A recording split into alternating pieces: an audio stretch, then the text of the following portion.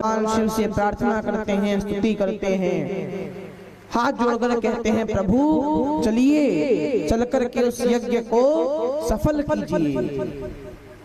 भगवान शिव ने कहा देवताओं यज्ञ में क्या करेंगे, क्योंकि श्राप लगा है, भाग तो मिलने वाला है नहीं, तो क्या फायदा यज्ञ में जाकर के। तो देवताओं ने कहा प्रभु आज के बाद जिस यज्ञ में जो अवशेष सामग्री बचेगी, यज्ञ होने के पश्चात जो सामग्री शेष बचेगी वही आपका भाग होगा। भगवान शिव ने कहा ठीक है भैया, हमारे लिए तो वही बहुत है जो बच जाए। इस प्रकार से जब कहा तो भगवान शिव सभी देवताओं के साथ में हरिद्वार में आए। आकर के कहा देवताओं जजमान जी को बुलाओ। और सारे देवता बोले महाराज जजमान जी का धड़ तो जे पड़ा और शरीर स्वाहा हो गया, अब आप ही कुछ करिए। भगवान शिव को याद आया कि दक्ष को श्राप मिला था कि बकरे का मुख लगेगा, तो भगवान शिव ने बकरे का मुख मंगवाया और बकरे का मुख दक्ष प्रजापति के लगाया, दक्ष को पुनर्जीवित किया। अब दक्ष को भगवान शिव की महिमा समझ में आई, हाथ जोड़ करके भगवान शिव की स्तुति करी, प्रार्थना करी। भगवान शिव अपने कैलाश पर लौट करके आए। समय बीता और कुछ वर्षों के पश्चात देवी सती हिमांचल राज के और मैना के यहाँ पार्वती बनकर के प्रकट हुई और पुनः भगवान शिव को प्राप्त किया। अब श्री मैत्रेय ऋषि कहते हैं हे विदुर जी, इस प्रकार से मैंने आपको महाराज मनु की तीनों बेटियों का चरित्र वंश श्रवण कराया। आकुति, देवहूति और प्रसूति तीनों की कथा को श्रवण किया। अब जो दो बेटे हैं प्रियव्रत और उत्तानपाद, उन दोनों पुत्रों की कथा का मैं आपको श्रवण कराता हूँ। और उन दोनों में से पहले उत्तानपाद की कथा को आप श्रवण कीजिए। मैत्रेय ऋषि कहते हैं हे विदुर जी, जाय उत्तानपादस्य सुनीति सुरुचिस्तयो सुरुचि प्रेयसी पत्न्युर् नेतरायत सुतो ध्रुवम। कहते हैं हे विदुर जी, महाराज उत्तानपाद की दो पत्नियां हैं। दो पत्नियां हैं, एक का नाम है सुनीति और दूसरी का नाम है सुरुचि। दोनों के एक एक पुत्र है। सुरुचि का पुत्र है उत्तम और सुनीति का पुत्र है ध्रुव।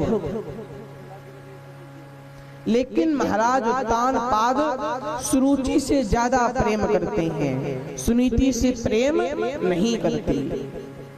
देखिए यही हम कर रहे हैं।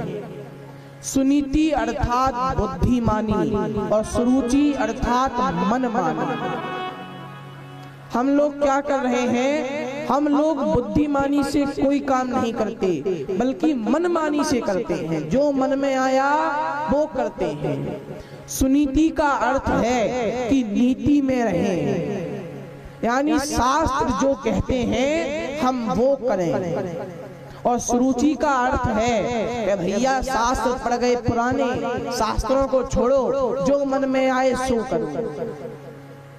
तो जिस प्रकार से राजा उत्तानपाद सुनीति को त्याग कर सुरुचि से प्रेम करते हैं, उसी प्रकार हम सभी सुनीति बुद्धिमानी को त्याग कर सुरुचि मनमानी से ज्यादा काम लेते हैं। यही सबसे बड़ी विडंबना है। बोलो राधे राधे। मैया भगवान का नाम जोर से लेना चाहिए। अच्छा, भगवान का नाम लेते हो तो आपका कुछ जाता तो है नहीं, बल्कि खाते में जुड़ जाता है कि एक बार भगवान का नाम और लिया है तो जाने से तो रहा आता ही है। इसीलिए भगवान का नाम सभी को लेना चाहिए और जोर से लेना चाहिए। अच्छा मैया, हमको एक प्रसंग याद आ गया, आपको सुनाए? बताओ सुनाए कि नहीं सुनाए? बताओ, कुछ तो बोलो। सुनाए? तो ध्यान से सुनना। एक बार क्या हुआ, दो भाई थे, दो भाई थे। तो दोनों भाई और इनके पिताजी घर में रहते थे। पिताजी तो गुजर गए, पिताजी गुजर गए। अब बस ये दोनों भाई बचे। सब दोनों भाइयों ने बंटवारा किया। छोटे भाई ने बड़े भाई से कहा कि भैया अब हमें लगता है बंटवारा कर लेना चाहिए। ठीक है, बंटवारा कर लो।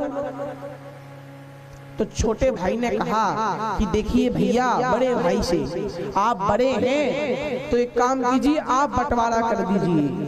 आपको जो लेना है सो आप ले लीजिए और हमारे लिए जो उचित लगे सो हमें दे दीजिए। अब क्या था, उनके घर में बंटवारे के लिए कुछ था ही नहीं, बस दो चीजें थी। एक तो थी भैंस, एक भैंस और एक कंबल। बस दो चीजें थी, बाकी कोई तीसरी चीज थी ही नहीं। बाकी भोजन इत्यादि तो सब करते ही थे। तो कहा अब ये भैंस और कंबल है, इसमें से बंटवारा कर लो, क्या करना है। तो बड़े भाई ने विचार किया, जब खुद कह रहा है कि जो अच्छा लगे सो रख लो, जो देना हो सो दे दो, तो एक काम करते हैं, अच्छा हम रख लेते हैं और जो काम का नहीं सो इसे दे देते हैं। कहा देखो बंटवारा होगा, और कैसा होगा, पहले तो कंबल में से बंटवारा करते हैं। ये जो कंबल है इसका बंटवारा करते हैं। अब सर्दियों का वक्त था तो कहा कि ये कंबल रात में तो हमारे पास रहेगा, रात में हमारे पास रहेगा और दिन में तुम्हारे पास रहेगा। अब कंबल की आवश्यकता तो रात को पड़ती है, दिन में आवश्यकता नहीं। तो कहा रात में हमारे पास और दिन में तुम्हारे पास। अब छोटा भाई सोचे तो घाटे में चले गए। रात को कंबल नहीं मिला तो ठंड के मारे तो ठिठुर जाएंगे। चलो छोड़ो। अब बारी आई भैंस की, भैंस में से बंटवारा करो। तो कहा कि सुनो, आगे वाला हिस्सा तुम्हारा और पीछे वाला हिस्सा हमारा। अब बेचारा खवाए पिलाए वो और दूध निकाल के पिए वो। अब इसमें भी उसे घाटा पड़ गया। बोले अब खवाए पिलाए हम और दूध पिए वो, ये तो दिक्कत हो गई, अब कुछ तो करना पड़ेगा। कई दिन ऐसे ही बीत गए। रात्रि में कंबल नहीं मिलता, दिन में कंबल मिलता। तो रात में बेचारा ठंड के मारे कांपता रहता पूरी रात। और भैंस को भोजन कराता, जल पिलाता, सो दूध वो निकाल के पी जाता। अब एक दिन क्या हुआ, एक संत के पास ही गया, छोटा भाई संत के पास गया और संत के पास जाकर के हाथ जोड़ करके बोला, महाराज एक समस्या है, हमारी समस्या का समाधान करना। संत ने कहा क्या समस्या है? बोले समस्या ये है कि हमने बड़े भाई से कहा कि बंटवारा कर लो, जो आप बंटवारा करो, जो अच्छा लगे आप रख लेना, बाकी हमें दे देना। तो उसने सारी बात बताई।